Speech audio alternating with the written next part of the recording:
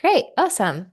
So today we're so excited to have Natalie from Animal Think Tank here with us today, and she will be talking about persuasive communication with us.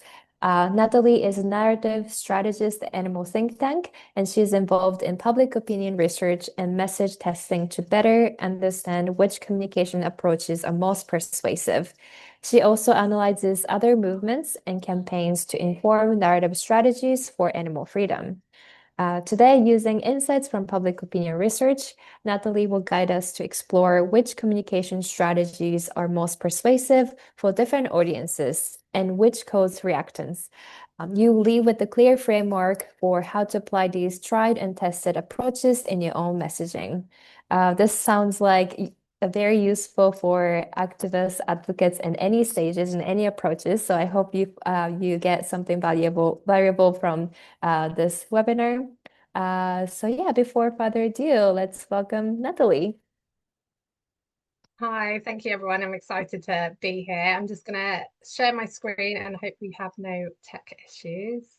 Kaho, if you don't mind letting me know, it looks like it's working, but shout if not. It's Um, still loading, I think. Let's it's give it a still second. loading. Okay.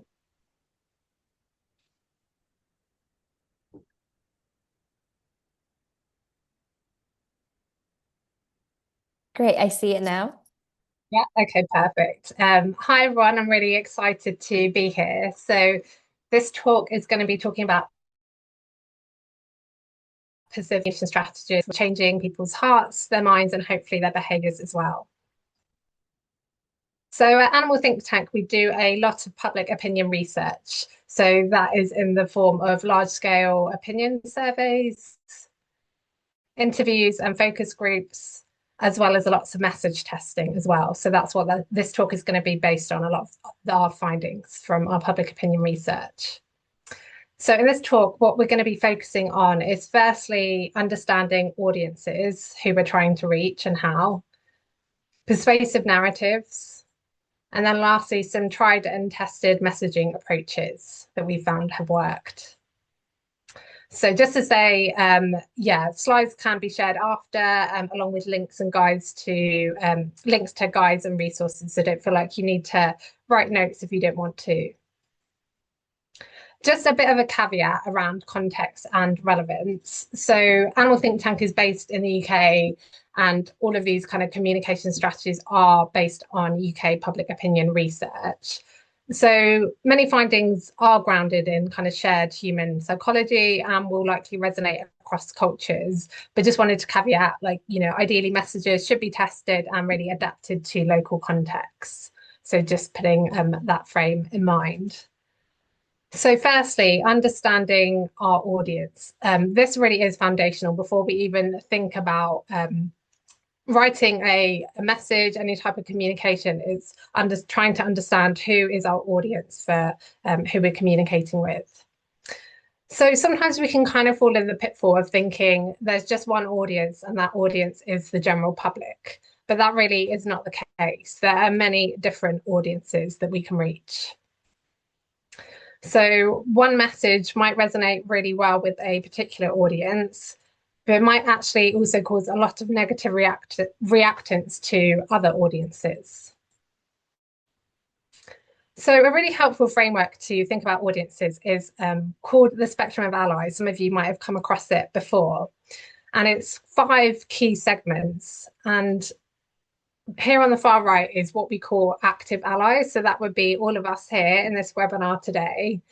And this kind of segment is also known as the choir. So these are the type of people who are going to preach your message, hopefully. But really, in order for them to be able to do this, your message needs to be able to excite them. So that's a really good indicator of, is a message persuasive? Like, is your choir, are the active allies likely to share it? On the other far end of the spectrum of allies are what we call active opposition. So these are people who are actively opposed to animal freedom, different animal issues. And really, they are unreachable, and we shouldn't waste our time and efforts on trying to persuade them. Instead, we should ignore them. Further on the spectrum, so still within the base, passive allies. So these are people who agree with animal freedom or animal issues, but they're not yet taking action. So really a message should be trying to activate this segment, really like motivating them to take some form of action, whether it's individual change, whether it's supporting systemic change, whether it's something like writing to an MP or joining a protest. Messages really should be trying to activate people. Back on the other side of the spectrum is what we call passive opposition. So they're not actively out there saying that they're against this, but really messaging should try and neutralize this segment. So, we don't really want more people going into active opposition through, caused by our messaging. We don't want to be causing a lot of negative reactance. We want to, at the very least, be neutralizing people and moving them further across that spectrum of allies. And then lastly is this middle section. So people who are kind of neutral. So we at Animal Think Tank, we call them the kind of persuadable segment. So these are people who might be undecided or even feel a bit conflicted about animal freedom, but they do have the potential to be persuaded to support animal issues. So they're really likely to be the biggest segment of the public and therefore really a key audience to focus on and trying to build wider public support. So really campaigning messaging is all trying to shift people further along the spectrum of allies and activating them in some way. Another useful framework thinking about audiences is understanding that everyone is at a different point of their journey. And at Animal Think Tank, through doing lots of different modes of public opinion research, we've kind of mapped out what this journey looks like, kind of understood that it operates in kind of three core layers. So one is understanding people's hearts, like how much empathy they hold for other animals.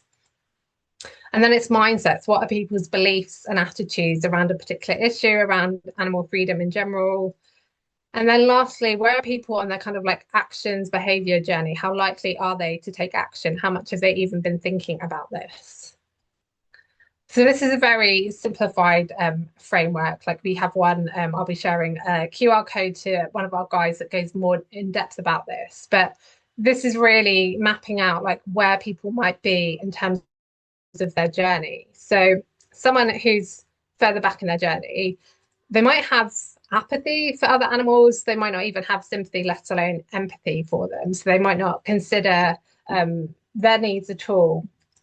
And similarly with their mindset, they might have a very human dominated mindset and not be considering the best interests of other animals and very much be influenced by this dominant idea that humans are superior and their needs and benefits must, kind of be acknowledged over everyone else's on the planet.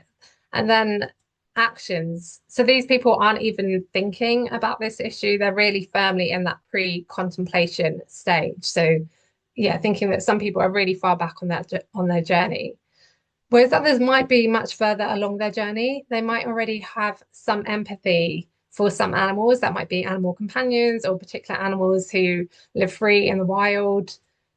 They might be further along in terms of their mindset. So while they might still have quite a human-centric mindset, they might be also considering the needs and interests of other animals, even if human kind of needs do dominate still. And they might be somewhere between contemplation, like thinking about this issue, and even preparing to take some form of action, whether that's individual change, whether it's joining a protest or donating or, signing a petition or emailing the MP. These people could be much further along in their journey. So in thinking about people where they are in their journey, a particular message might resonate really well for a particular audience, depending on where they are.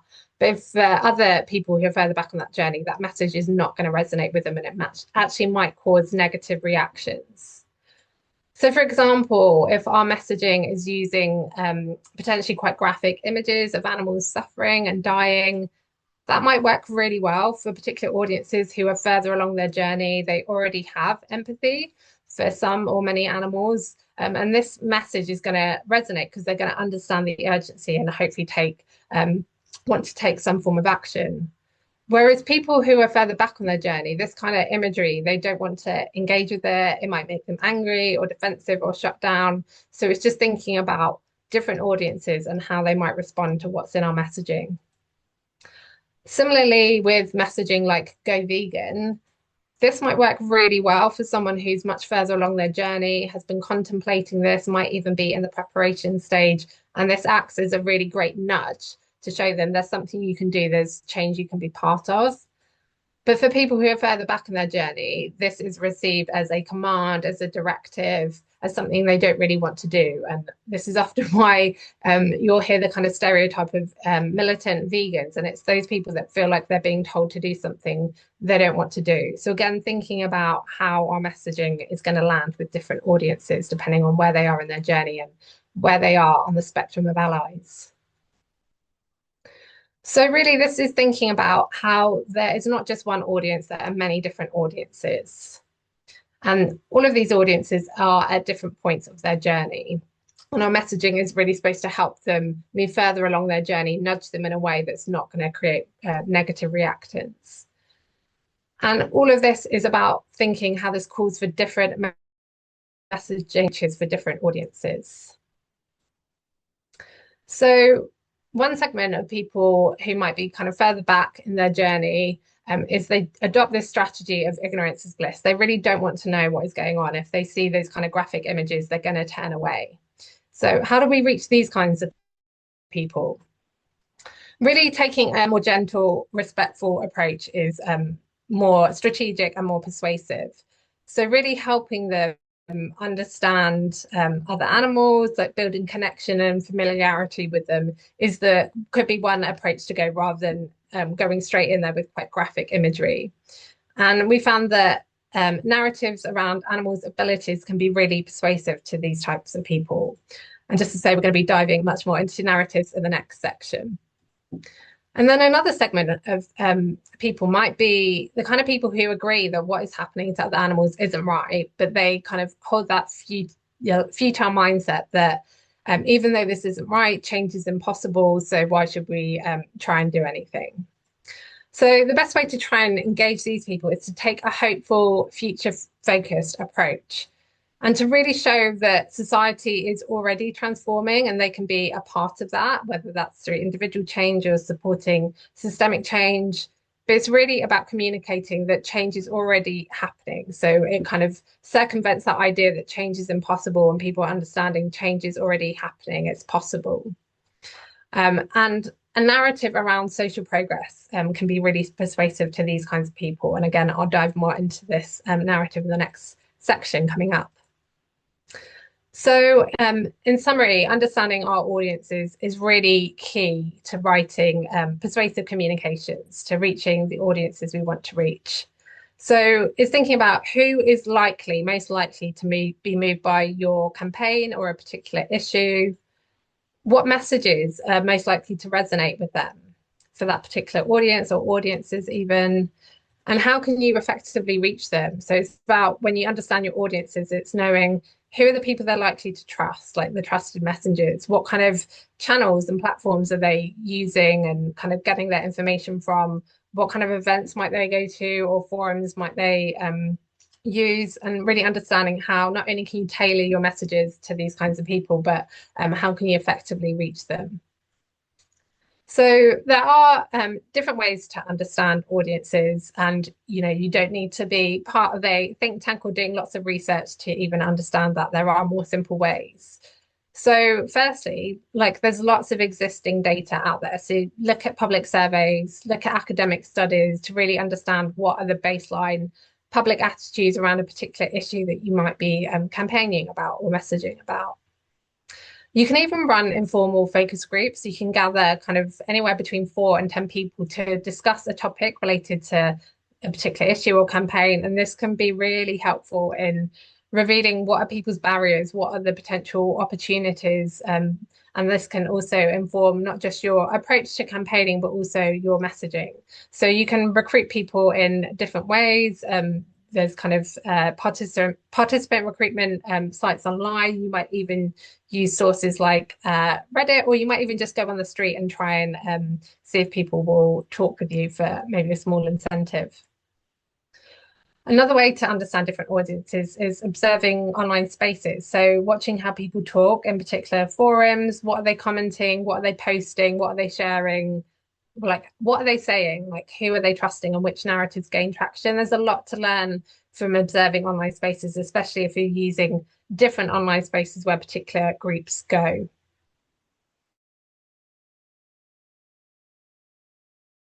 And Uh, you can also test messages quite cheaply. So you can run A/B tests. So that's where you compare two messages with maybe a different image or a slightly different wording or a completely different wording. Or you might even A/B test using different audiences. And then you can understand which message is performing better. So if you're doing this through Facebook, and then you can adapt and then kind of go with that, the most kind of persuasive messaging. You can do polling or you can do cheap online ads, whether that's, places like Facebook or Google. So yeah, there's many ways to kind of test messages quite cheaply before you really go public with them. And you can learn from other groups in the movement. So lots of groups have already done research that might be relevant for you. So reach out to them and to share to understand if they've got any relevant audience insights. Most groups are very open to sharing their data to help other groups. And also do use AI, like sources like ChatGPT can be a really great kind of starting place and sounding board for what kind of people might be interested in a campaign like this. Like, where might they be getting that information? What kind of messaging might work? Obviously, all of this needs to be tested in the real world, but ChatGPT and other kind of AI platforms can be really good places to start because they're gathering their data from many different sources online. So if you want to know more about audiences, because this is obviously quite a shallow dive into it, we do have a mini guide that you can read on our website and download for free. And we also have a research report that came out recently where we did focus groups of people who had animal companions in their families and those who didn't. And we kind of tested different narrative interventions to understand how they would respond. And that's what really helped us map out that audience journey framework.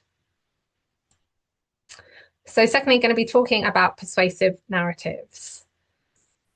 So what is a narrative? I'd really love to hear from all of you. When you hear the word narrative, like what comes to mind? Like how would you define it just in a few words? So if people are open to putting their thoughts in the chat, I'd love to hear how you understand the term narrative. Storytelling. Any other thoughts? A certain story or perspective, a sequence of events, a persuasive way of changing perceptions, storyline, arc over time, a developed method of conveying a message, description. Great. Yes, a lot of these descriptions, image of an idea, a viewpoint. Yes, I'm gonna, yeah, really kind of lift up that one of like an idea, a viewpoint, because how we understand narrative at Animal Think Tank is that it's a really powerful and sticky idea, and narratives shape how people view an issue. So messages, images, and stories can all bring that idea, that narrative to life. And to make that a bit more tangible, so say, for example, using sharks, there are many harmful narratives about sharks. So there's this deeper narrative about all animals in general, that humans are superior and therefore they must dominate other animals. And obviously people don't even believe that humans are animals.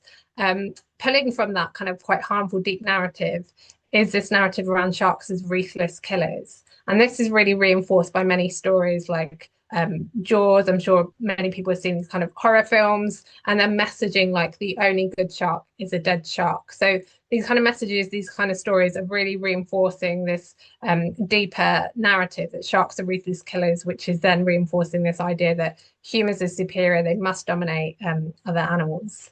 Fortunately, there are more helpful narratives about sharks. So, a more helpful deep narrative is this idea that all animals are complex and unique individuals. And this is something, the animal freedom movement is really trying to push as a deep narrative.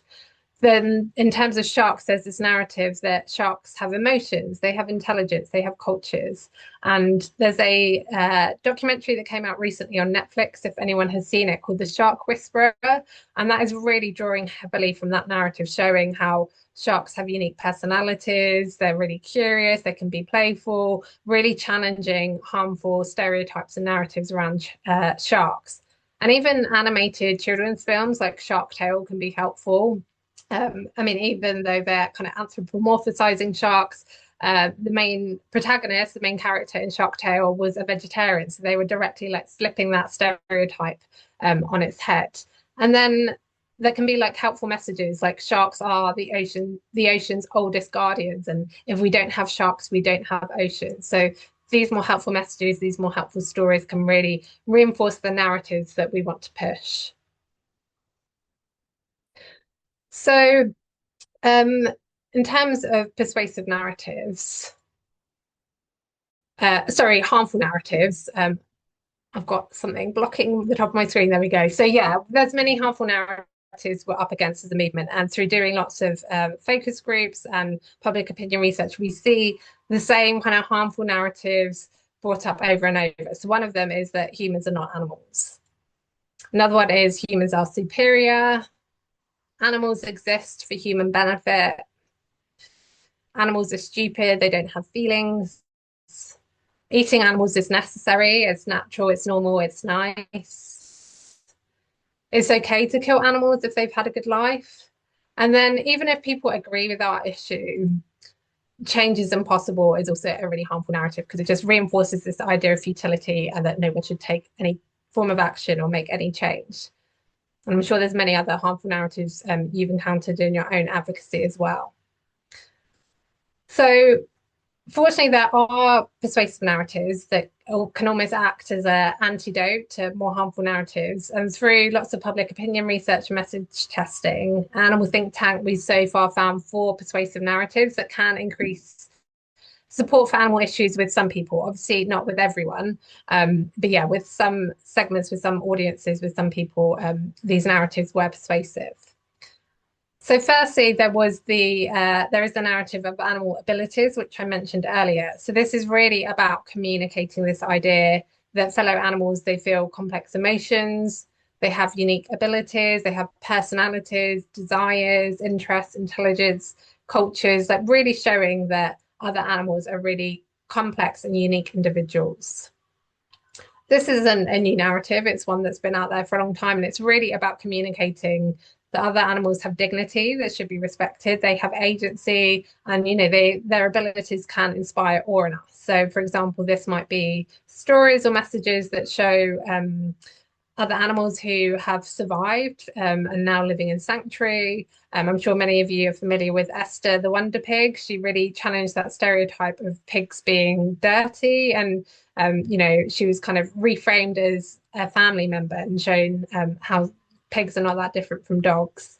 The one in the bottom left-hand corner was a story about Matilda, a pig who escaped from a farm in the UK, and she escaped to the woods and had her babies there. And this story created like such kind of public outcry about her potentially being sent back to the farm and being slaughtered that in the end, because of the public pressure, she was taken to sanctuary, and she still lives in a sanctuary here in the UK.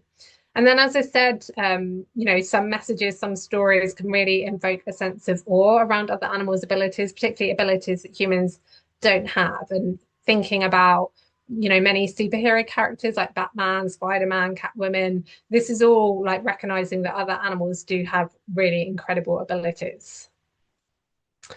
So, some stories that reinforce this narrative. A fairly recent one is My Octopus Teacher on Netflix.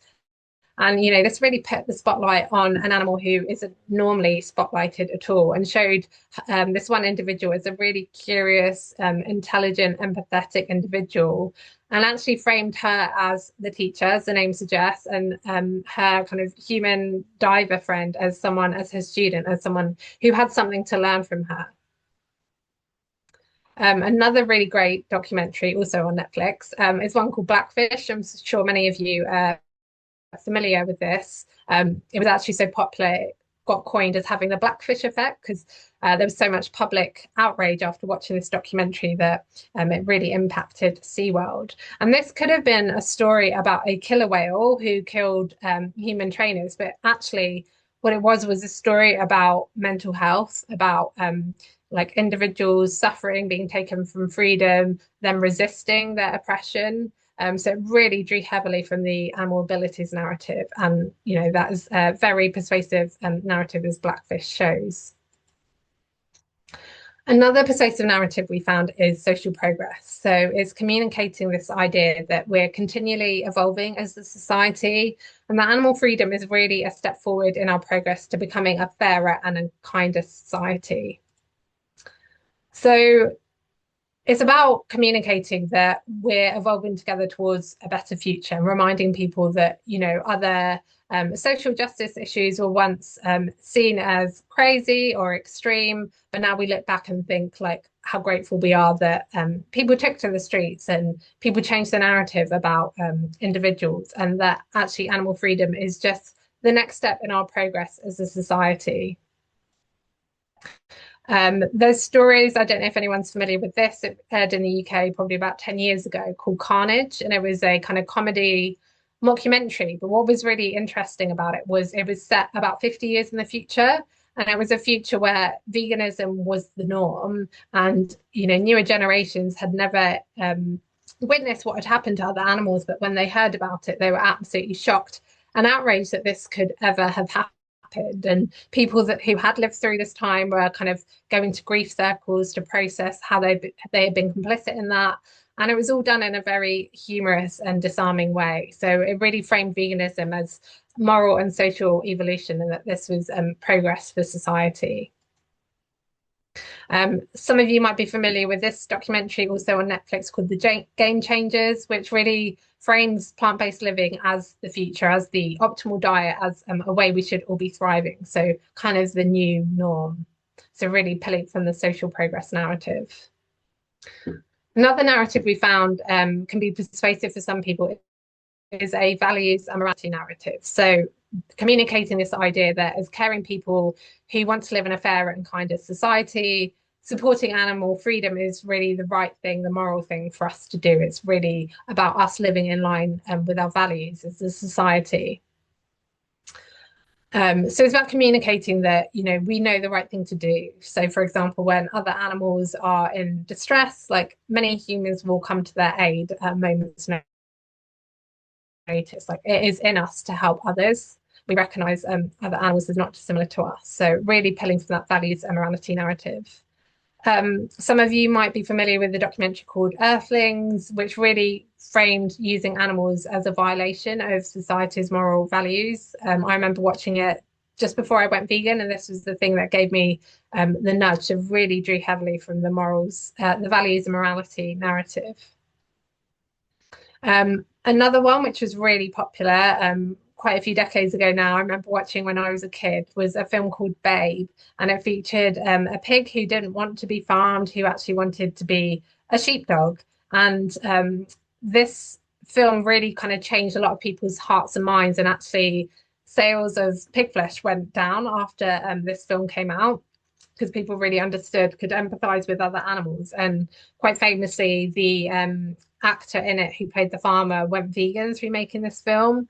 So this film really pulled from the values and morality narrative, framing this idea of killing animals as morally wrong and showing them as unique individuals. So it's both the animal abilities narrative and the values and morality. So this is the thing with stories that are often drawing from many different narratives.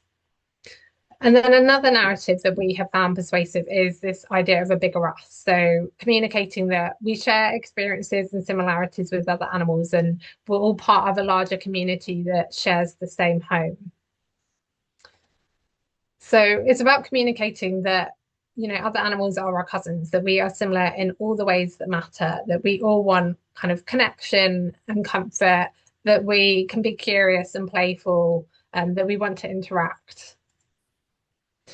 And there's, documentaries like David Attenborough's A Life on Our Planet, which really communicated that not only do we share the same home with other animals, but we really share the same fate, and we need to be kind of looking out for each other, more looking out for our animal cousins, if we are to even stand a chance of surviving. And then even in blockbuster films like Avatar, it really pulled from this bigger us narrative and showed how all life is connected. And the thing to really uplift about all of these narratives, the fact that they're all persuasive, these are all common threads through really every social justice issue. Like every social justice issue is communicating that those affected, their abilities, that they have agency and dignity, and desire freedom, that it's social progress, that this is the step we need to be taking as a society, that this is the way that we live in line with our values and morals, and that we are all part of a bigger us. So these are really, it's not surprising to us that these are persuasive, because we do recognise these as common narratives across many, I would argue, even all social justice issues. So again, this is quite a shallow deep dive into narratives, but if you'd like to find out more, we do have a narrative change mini guide. And also please do reach out to us if you have any ideas of narratives to test. We're always open to hearing people's insights and ideas, and that really does inform the approach that our research takes. So lastly, going to be talking about some tried and tested messaging approaches that we found have worked well at Animal Think Tank. I'm only going to be sharing 5, there's many, but yeah, we obviously don't have time to go through all of the ones that we've uncovered so far. So the first one that we have found over and over again, whether it's focus groups, message testing, studies, it's encourage curiosity and reflection in your audience. This should be absolutely paramount when you're thinking about writing any form of communication. How do you inspire curiosity, reflection? And it's really about helping people to think through the issue rather than telling them what to think or to do. So questions or open-ended statements can really help prompt curiosity and help people consider what's being communicated. So some examples might be, do you think animals long for their freedom, rather than framing it as animals long for their freedom? Or what is big animal ag hiding from us? Or imagine a future where, so you're inviting people to imagine what a different future could look like. And even messages that invite people to take the perspective of another animal, we found to be really persuasive for some people as well. So it's really about encouraging curiosity and reflection. So this is about the fact that humans have a core psychological need to have a feeling of agency. Like, we don't want to feel like we're being told to feel a certain way or being told to do something. We want to feel in control of our own actions and decisions and not feel like we're being coerced or manipulated in some way. So when communication styles kind of threaten people's sense of agency, it can cause like total rejection of the message. It can cause defensiveness, or it can cause anger towards the messenger, which I'm sure many of you have found if you've done outreach, if you're kind of using this particular type of messaging. So, for example, Go Vegan is telling someone to assume an identity that they might not want to, particularly people further back in their journey. As I said before, people who are much further along in their journey, in that kind of preparation phase, thinking, what can I do? This might be an effective message. But these kind of demands, these closed statements, don't encourage curiosity and reflection for people further back in their journey. It just causes negative reactance. Secondly, connect with people's identities and values. So appealing to these rather than kind of trying to appeal to or encourage certain actions can sometimes be more motivating. So asking, are you this kind of person, rather than will you do this, in a call to action, can often be more compelling. So there's some really interesting research done where they did message testing with people, like actually in person, and they, to one group of participants, they said, will you be a voter? And then to another group of participants, they said, will you vote? And the group that said, yes, I will be a voter, were much more likely to turn up and vote than the group that said, yes, I vote. And this is because they were attaching their identity to an action rather than just saying, yes, I'm going to do something. They're like, yes, I'm that kind of person.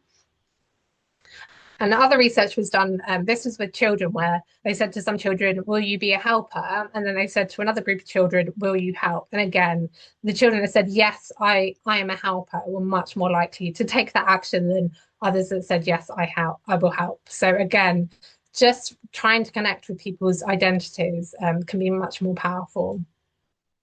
So examples of potential messages could be, are you an animal lover? Will you be a freedom champion? Are you the kind of person who stands up for this issue, whatever you're campaigning for?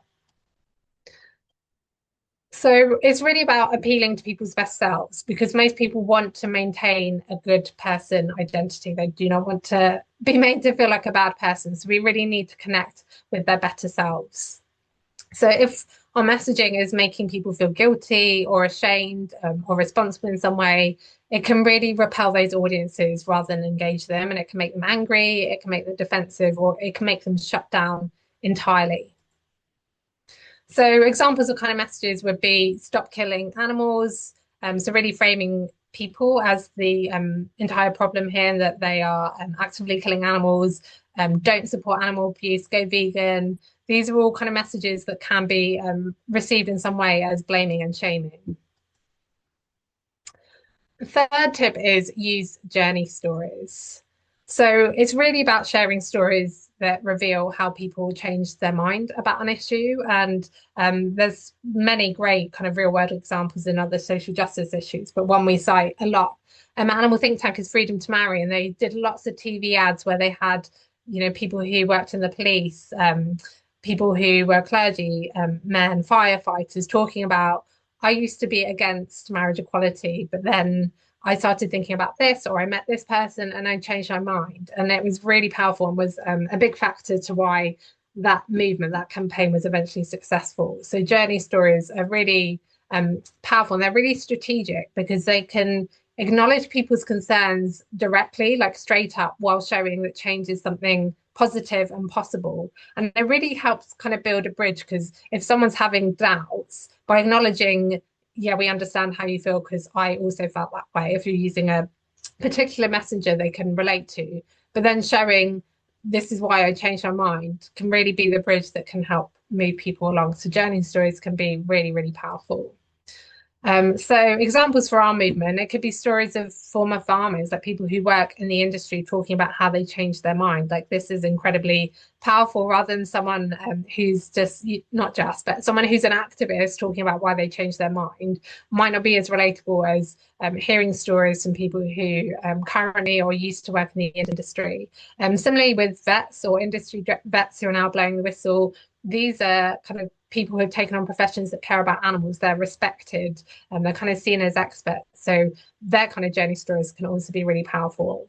And using stories of everyday people who thought that they would never go vegan, like those kind of identifiable, relatable messengers, everyday people talking through like, oh, I used to think I would never do this, but this is why I changed my mind, can be, like I said, a bridge to helping people shift their own thinking. So journey stories can be a really, really persuasive communications approach. Social proof is another one. So people really need to feel a sense of belonging. They want to feel accepted and they want to feel connected within a group. So people will follow the crowd and they'll be more likely to support or take action if they see others doing so. So our messaging really needs to lift up this idea of social proof. So it could be highlighting that they're either growing support for, say, plant-based eating or a particular issue or campaign, sharing, highlighting movement wins, that, change is happening, that people care about this, really helps tap into the power of social proof. So, for example, if people see plant-based eating as becoming the dominant norm, especially, if kind of celebrities or people that they identify and relate to, if they're talking about this, they will be much more likely to adopt it to remain in the in group than in the out group. So using social proof as much as we can, really communicating this is growing, more and more people care, we're winning, these kind of campaigns are winning, can be really, really powerful, and also be a great antidote to people's futility as well. And then lastly, using impactful images. So we've done quite a lot of testing with images at Animal Think Tank. So we did some message testing where we used various different kind of texts like slogans, but the variable was different images. So we did some messages which kind of focus on what we call the dream scenario. So animals either thriving in sanctuary, humans interacting and with other animals. In this study, it was chickens, but we've also done studies with pigs. Then we also tested messages showing animals kind of suffering and struggling, in fact, what we call the nightmare. And then we tested messages that contrasted both the dream and the nightmare. And we either framed it as, this is a horrible thing that's happening to animals on farms, this is how they should be living, or using that contrast to do a kind of myth reality, like this is what the industry is saying chickens live like, but this is the reality. And through testing, we found that the happy images were least effective. And that isn't surprising because people, if they're just seeing that and then being asked to do something, they're like, what's the problem? What's the urgency? Why do I need to take action? So more persuasive was these kind of nightmare images. People could understand, okay, there's an issue here, and like there's an urgency, I should take action. But most persuasive was this contrast of two images. And we think the reason why is because they create more of a story with this kind of interplay of two images, showing either the dream or the nightmare or the kind of myth and reality can be much more compelling for audiences. And to make this a bit more tangible, so participants who were exposed to the message on the left, so a happy image of a chicken interacting with a young child, they were only 10% of participants who were exposed to that message were motivated to take some form of action. Whereas the message on the right that was showing kind of the welfare washing that the industry does, and then the reality, 53% of people were motivated. So it really shows just the kind of images and the framing that you use can make messages much more compelling. To caveat that, we have done testing as well where we did online kind of Google ads, and we found that actually single striking images work much better for smaller ads where people are just seeing it displayed quite small on their screen. So it's bigger ads. So whether that's posters, billboards, or like images that people, leaflets, even people, messages that people are going to see, quite large contrasting images can work really well. So if you want to know more about image research, we've got two blogs that dive into these studies in a lot more detail to give you a lot more kind of context and insights around those. And also, if you want to know more about effective messaging approaches, because as I said, these are only five, there are many more that we've uncovered and are still uncovering. So we have guides like this, a communications toolkit, which really summarizes a lot of our key findings. So if you want to get more tips and insights, as I said, we've got lots of guides focused on different aspects of persuasive communications. We've got lots of research reports which dive into the research that we've done. Like, please do sign up to our newsletter because we're sharing our thoughts, our insights, our research on there. And please do reach out to us if you have ideas. If you're interested in having like a particular message tested, if you want to collaborate on research as well, like please do reach out to us. So I will hand back. I'll stop sharing now. I'll hand over to you. Thank you, everyone. Great. Thank you so much, Natalie. That was so informative. And yeah, like there are so many narrative frameworks and approaches that we often use without knowing why or why not they work. And, it's like going in depth about the reasoning behind it is so useful for us. And just to, check ourselves, like what we're actually doing for a particular audience that we want to change their mind and their actions. So yeah, thank you so much. That was really, really helpful. So we're gonna move into a Q&A section. If anyone have a question, please either raise your hand or type in the chat. You can also share your comments as well.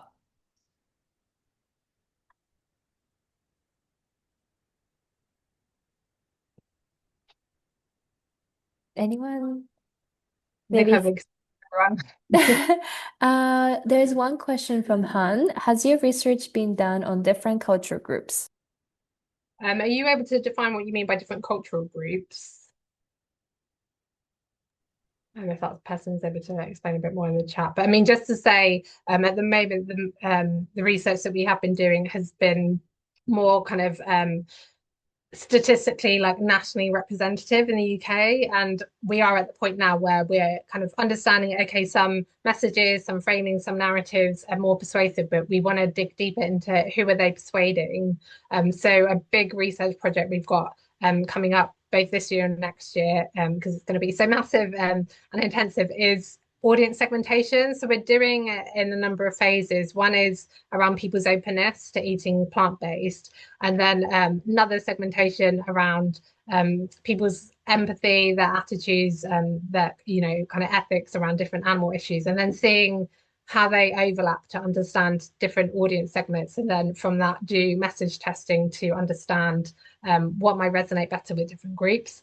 So in terms of different kind of groups that we tested with, most of it has been around who kind of self-define as animal lovers, so people who have animal companions, and then people who don't. Those are the kind of different groups we tested on so far, but hopefully that answers your question. Yeah. Yeah, thank you. I think they sent a follow-up saying they meant culture broadly, including ethnicity, nationality, upbringing. And I know that you've mostly done your research or only in the UK, but even the nationality, like the diaspora in the UK versus people from in their own home country, they might have a different understanding or relationship with animals too. So yeah, there are so many ways we can segment that audience. So must be very And difficult. yeah, I mean, we, have been pulling out demographic data, and it aligns with a lot of other research. Other research organizations have found that generally women are like more open to these kind of issues, more willing to take action. Um, yeah, kind of people of a certain age, people of a certain education, like higher education generally is what we're finding, that it kind of skews a bit more to that. But what we want to get at with the audience segmentation is rather than kind of demographics, what's called psychographics. So, within segments, you'd see a real mix of types of people, but it's like, what are their kind of attitudes, what are their beliefs, who are their trusted messages, really trying to understand that more. This question is interesting. Are there any pitfalls that activists should be aware of when using different social justice movements in their messages? Yes, that's a really, really great question. We have found that using terminology like speciesism, if it's framed as, oh, humans can be specious, they can, prioritize some animals over other animals. We found in focus groups and also in large scale quant studies, people like, yes, I agree with that. If you compare speciesism as to other isms like racism, sexism, that causes a lot of negative reactance. So we would advise not to do it that way. I think probably what is more effective, we want to do more testing on this, is to show like how tactics are similar rather than compare oppressions. Um, and other even using terms like oppression, exploitation can be quite disengaging for people. That's not how they relate to this issue yet. We have a lot of work to do with that as a movement. So we found kind of framing this more around values, a violation of values is much more powerful, that people don't understand like exploitation, oppression, speciesism. It's to them, it's quite distancing language. Oh, that's very interesting. I think we have a lot of questions, but we have a limited time with us. Let's take one more question and let's move on to a breakout room session. Um, there's definitely social change in progress, more so now than ever before. But what's the biggest hurdle or what's next? We see some progress, but what is kind of, I guess, inhibiting our more bigger progress step towards animal freedom? Yeah, I mean, I'm probably not the best person to ask that. I think there's many different like avenues and pathways. Some people think, as they've said, like legal identification for animal rights. Some people think personhood. Some people think political representation. Some people think fundamental rights. I think they all have their strengths and weaknesses. Animal Think Tank, the strategy team, has done a lot of research on that. So there are some resources and more research is being done around that. I mean, from a narrative point of view, I think the biggest hurdle is that people don't see other animals as unique individuals who are worthy of dignity and respect. I think that's like the thing we need to change the most. I think that's the biggest hurdle. And I think only when people recognize, because this is, people care about issues with affecting dogs and cats because they recognize them as unique individuals with personalities. Like if we can help shift people's empathy and kind of, yeah, help them recognize that all animals have personalities and desires and freedoms, like that's the gateway, I think. Yeah. Mm, thank you everybody so much for coming. Thank you, Natalie, again. Please give her a round of jazz hand if you could. Be great. Thank you so much. Okay, I hope everybody have a nice rest of your day. Bye.